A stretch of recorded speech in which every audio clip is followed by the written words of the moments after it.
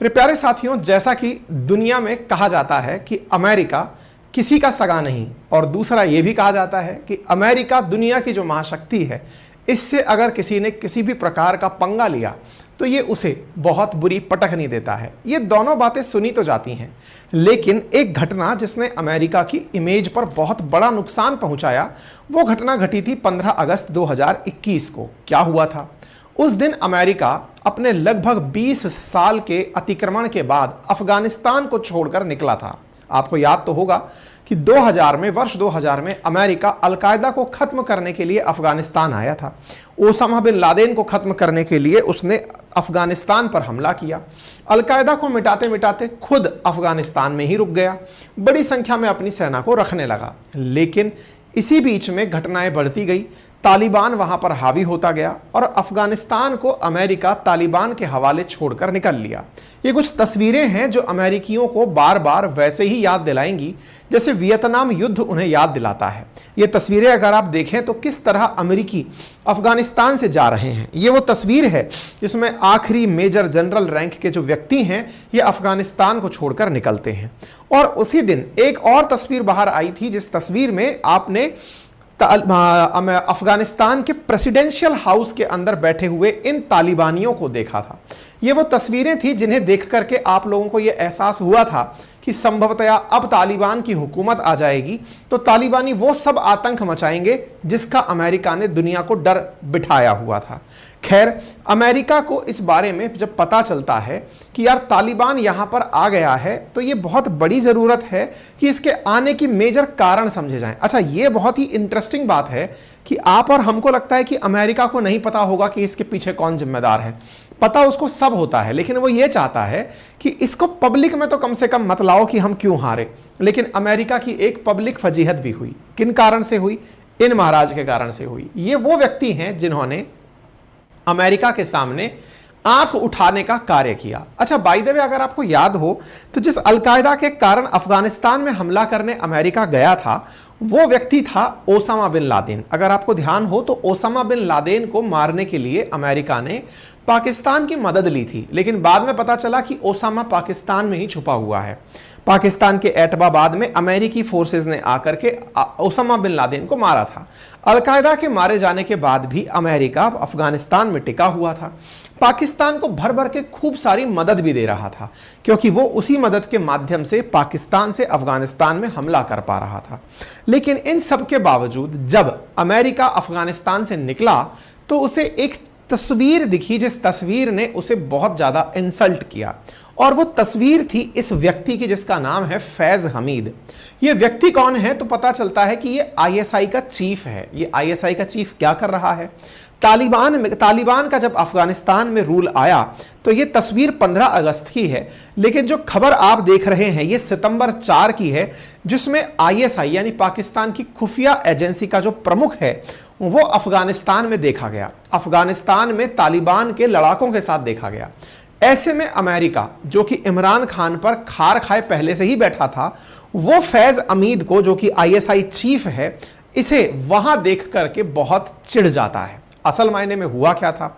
एक अफगानिस्तान की होटल थी। उस होटल के अंदर किसी को एक्सपेक्टेड नहीं था कि कोई भी अमेरिकी समर्थित व्यक्ति इस होटल में हो सकता है। आईएसआई चीफ वहां थे, लेकिन एक ब्रिटिश महिला पत्रकार भी उस होटल में प्रेजेंट थी।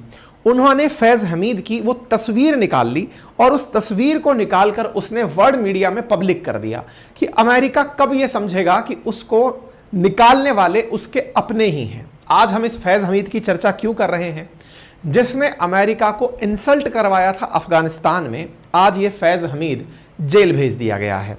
चर्चा है कि पाकिस्तान के farmer ISI chief Faiz Hamid taken into military custody, ऐसा आर्मी जो पाकिस्तान की है उसका कहना है। मतलब समझने का प्रयास कीजिए।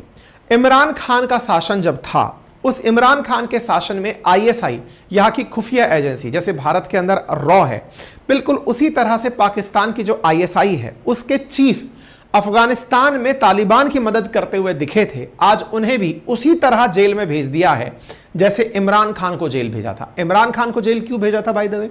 क्योंकि इमरान खान अमेरिका के खिलाफ रूस से हाथ मिला रहे थे, रूस के साथ बैठकर यूक्रेन के खिलाफ रणनीतियों में मजे ले रहे थे। अमेरिका को पसंद नहीं आया, पाकिस्तान की सरकार गिरवा दी। ये व्यक्ति भी बचे हुए थे। इंटरेस्टिंगली इन्हें भी उसी केस में जेल भेज दिया गया है जिस केस में इमरान खान गए हैं। आइए कथा को विस्तार से जानते हैं। मेरे प्यारे साथियों, बात हो रही है आईएसआई की। भारत में जिस प्रकार से जांच एजेंसीज में आईबी, आरएनडब्ल्यू, एनआईए, सीबीआई के नाम सुनते हैं, ऐसे ही पाकिस्तान की इंटर सर्विस इंटेलिजेंस का नाम है। पहले इसका भी नाम आईबी पाकिस्तान हुआ करता था। दुनिया भर के जितने भी पाकिस्तान के जितने भी मतलब एक तरह से कहिए कि हित हैं, उनका अंतर्राष्ट्रीय स्तर पर खुफिया जानकारी जुटाकर हितों का ख्याल यही रखती है। ऐसे में ये व्यक्ति इमरान खान के बड़े पसंदीदा हुआ करते थे। नाम है इनका फैज हमीद। ये असल में आर्मी के लेफ्टिनेंट जनरल रैंक के आदमी थे। मतलब ये समझिए कि सेना का लेफ्टिनेंट जनरल इनकी खुफिया एजेंसी का डीजी हुआ करता था। उस समय सेना के जनरल रैंक पर बैठे हुए थे बाजवा जनरल थे, उनके अधीनस्थ थे ये फैज हमीद। लेकिन इन्हें एक अलग डिपार्टमेंट दे दिया गया आईएसआई संभालने का, कि आप आईएसआई संभालिए। इमरान खान के बहुत ज्यादा करीबी थे। कहते हैं कि बाजवा इस विषय में कई बार इमरान से मत भिन्नता रखते थे कि इन्हें इतनी महत्वपूर्ण पोजीशन मत देकर रखिए, ये ठीक नहीं है, इनके इनपुट आपके लिए सही नहीं है। कहते हैं बाजवा वर्सेस इमरान की जो मेन कन्फ्लिक्ट की वजह थी वो यही फैज हमीद थे। यही वो फैज हमीद हैं जिन्होंने खुलेआम वो तस्वीर आने के बाद में अपने पद से इस्तीफा देने पर भी इनकार कर दिया था। बाजवा ने काफी ज्यादा प्रेशर क्रिएट किया, इमरान खान को समझाया कि इन्हें इनके पद से हटाइए। इमरान खान तब भी नहीं माने, इन्हें इनके पद पर बरकरार रखे। इमरान खान इस तरह खुलेआम घूम रहे थे जैसे कि उन्हें इंडिया की बराबरी करनी हो। बार बार आपको याद होगा एक दौर था जब इमरान खान पाकिस्तान के पीएम हुआ करते थे, तब हर अंतरराष्ट्रीय मंच पर वो बिल्कुल भारत की बराबरी करते दिखते थे। हर जगह जो भारत स्टैंड ले रहा है वैसा ही स्टैंड लेते हुए वो दिखते थे। अंतरराष्ट्रीय अखबारों में इमरान के बयान और इमरान के मंत्रियों के बयान आए दिन भरे रहते थे। आजकल सब तरफ शांति है, क्योंकि असल मायने में उनके पास में वो कैपेसिटी नहीं थी, वो कॉम्पिटेंस नहीं था जो इंडिया के पास था, लेकिन उसके बावजूद वो बातों में बराबरी कर रहे थे। बस इन्हीं बातों की बराबरी के चलते पाकिस्तान के अंदर इमरान खान की सरकार को नुकसान उठाना पड़ा। साथ ही साथ आज ये फैज हमीद जेल में हैं। लेकिन फिलहाल के लिए थोड़ा इनके बारे में और जान लेते हैं। 1987 में पाकिस्तान मिलिट्री एकेडमी को ज्वाइन करने वाले फैज हमीद 2019 से 21 तक पाकिस्तान खुफिया एजेंसी आईएसआई के डायरेक्टर जनरल के पद पर रहे थे। जून 2019 से नवंबर 2021 तक आईएसआई के मुखिया रहे और इस समय इन्होंने काफी ज्यादा सुर्खियां तब बटोरी जब ये तालिबान के लीडर्स के साथ चाय की चुस्कियां पीते हुए दिखाई दिए थे। इनकी ये तस्वीरें और इमरान से करीबी इमरान के खिलाफ अमेरिका की नाराजगी की बड़ी वजह बनी। यही कारण था कि सेना के जो हेड हुआ करते थे वो इमरान से कई बार इस बारे में चर्चा कर चुके थे कि जनाब इनके साथ मत रहिए, तालिबान का शासन भले ही आ गया हो लेकिन पाकिस्तान अमेरिकी समर्थक माना जाता है, आप तालिबान का सपोर्ट करके कहीं ना कहीं कोई ना कोई आफत मोल ले रहे हैं। लेकिन इमरान तो इमरान थे और उन्होंने इस चीज की कीमत भी चुकाई।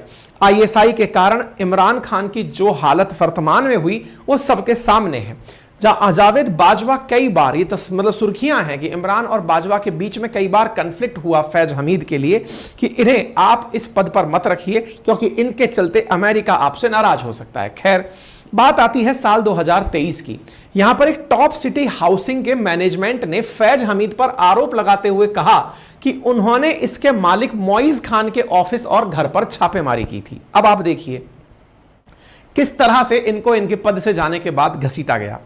एक कंपनी है, एक सिटी का मतलब कोई हाउसिंग कंपनी है, उसके मैनेजमेंट ने फैज हमीद पर कि जब ये पद पर हुआ करते थे ना, हमारे यहां पर ऑफिस में आकर छापेमारी की थी।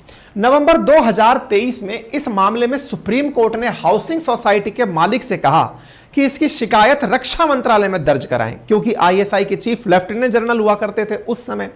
रक्षा मंत्रालय में जब इस मामले को दर्ज कराया गया तो सेना ने एक जांच कमेटी गठित की और इस जांच कमेटी के अंदर एक मेजर जनरल रैंक के आदमी को कहा गया कि इस मामले की जांच की जाए। यह कमेटी मेजर जनरल की अध्यक्षता में जांच करती है और फैज हमीद और उनके भाई के खिलाफ आय से अधिक संपत्ति होने और कथित भ्रष्टाचार के मामले की जांच करना शुरू करती है। पता चलता है कि फैज हमीद पाकिस्तान सेना में पेशावर के कोर कमांडर भी रहे थे और वो रिटायरमेंट के बाद पाकिस्तानी सेना के नियमों का उल्लंघन कर रहे थे। इस तरह के इनके ऊपर आरोप लगने लगे। एक और मामला इनके खिलाफ खुलकर आया। पता चला कि इन्होंने 5 अरब रुपए की रिश्वत ली थी। अब कहां से ली थी? तो बोले जानकारी इस तरह से है कि एक अल कादिर ट्रस्ट स्कैम हुआ था। अब ये अल कादिर ट्रस्ट स्कैम कौन सा है? ये वही वाला स्कैम है जिसके चलते इमरान खान जेल में गए हुए हैं। इसमें क्या था? अब एक तरह से समझिए, जैसे इंडिया के अंदर अंबानी है ना, ऐसे पाकिस्तान के अंदर एक बहुत अमीर आदमी है। उस अमीर आदमी ने अपने स्तर पर कोई जमीन बनाने के लिए दी थी, एक प्रकार से कॉलेज या यूनिवर्सिटी बनाने के लिए। उसका नाम था अल कादिर ट्रस्ट यूनिवर्सिटी। अल कादिर ट्रस्ट यूनिवर्सिटी बनाने के लिए कुछ जमीन दी गई थी इमरान खान को, और वो दी थी रियाज मलिक नाम के व्यक्ति ने। इमरान खान को जमीन ट्रस्ट के रूप में दी गई थी, लेकिन इमरान खान और उनकी बीवी ने उस जमीन को अपने नाम करा लिया। और इस काम को कराने में इन्होंने बहुत बड़ा रोल प्ले किया था। किन्होंने? जो ये फैज हमीद हैं, इनके द्वारा फैज हमीद जो आईएसआई के चीफ हैं, बकायदा इन्होंने इस पर्टिकुलर ट्रस्ट से 5 अरब रुपए भी लिए थे। अब ये रुपए किस कारण से लिए गए थे ये तो खैर यही जाने, लेकिन कुल मिलाकर ये जमीन इमरान खान खा गए और पैसा फैज हमीद खा गए, ऐसा आरोप लगा और सुप्रीम कोर्ट ने इनके खिलाफ जांच खुलवा दी। अब जांच खुली तो निश्चित ही था कि इनकी जांच में पीछे का जो मामला रहा वो तो चाय की चुस्की थी, लेकिन वर्तमान में तो यही कहा जा सकता है कि इनकी यही चाय अब तूफान ले आई है। और इसी तूफान के चलते फैज हमीद इनकी कोर्ट के द्वारा दिए आदेश में सेना के द्वारा अब कोर्ट मार्शल पा रहे हैं। मतलब आप ये समझिए कि सेरेना होटल में जो ये चाय पी रहे थे वो अमेरिका को एक प्रकार की चुनौती देने के समान था, और उस समय अमेरिका ने कहा भी था कि इसके गंभीर नतीजे भुगतने होंगे, और वो नतीजे अब सबके सामने हैं। कहते हैं कि परिणाम ये निकल कर आया कि हमीद पर लगे केस के चलते अब इनकी जांच की जा रही है और जांच करके इनका कोर्ट मार्शल किया जा रहा है। कोर्ट मार्शल के तहत इनके जितने भी सेना की तमगियां हैं संभवतः वो सब छीन ली जाएंगी, और इन्हें हो सकता है कि एक लंबे समय के लिए पेनल्टी के रूप में सजा भी सुना दी जाए। अब देखना होगा कि फैज हमीद और इमरान खान के खिलाफ अमेरिका कहां तक जाता है। फिलहाल के लिए तो अमेरिका के प्रभाव के चलते इमरान खान लंबे समय से जेल में है, उनकी वाइफ जेल में है, उनके सांसद इधर उधर भागे फिर रहे हैं, पार्टी की मान्यता खत्म है, सरकार पाकिस्तान की आराम से चल रही है। बाकी किस तरह से और पाकिस्तान को खत्म करने के लिए इमरान के खिलाफ क्या रणनीति बनती है, ये जैसे भी अपडेट्स होंगे मैं आप लोगों तक अवगत कराऊंगा। फिलहाल के लिए इतना ही। जानकारी पसंद आई हो तो साथियों के साथ साझा करें। चैनल पर नए हैं तो चैनल को सब्सक्राइब कर लें। और हां, यदि आप में से कोई भी साथी मेरा रिकॉर्डेड बैच देखना चाहता है तो अपनी पाठशाला एप्लीकेशन पर 1499 कीमत में पूरे 1 साल की वैलिडिटी के साथ चारों सब्जेक्ट्स हिंदी और इंग्लिश भाषा में उपलब्ध हैं रिकॉर्डेड फॉर्म में। और तो और अपनी पाठशाला जो वेबसाइट है उस पर यूपीपीसीएस, आरओ, बीपीएससी और यूपी पुलिस के लिए भी टेस्ट सीरीज ओपन कर दी गई है, उन्हें आप एक्सेस कर सकते हैं। हमारे हैंड रिटन नोट्स भी आप अपने एप्लीकेशन से ऑर्डर कर सकते हैं, पूरी तरह से आपके घर पर डिलीवर करने के लिए उपलब्ध हैं। जो फाउंडेशन बैच में पढ़ाया गया कंटेंट है वो इस प्रकार से हिंदी और इंग्लिश में उपलब्ध है। अधिक जानकारी के लिए आप हमारी टीम से संपर्क कर सकते हैं। ठीक है साहब, कोई भी क्वेरी हो तो कमेंट बॉक्स के अंदर बताइए।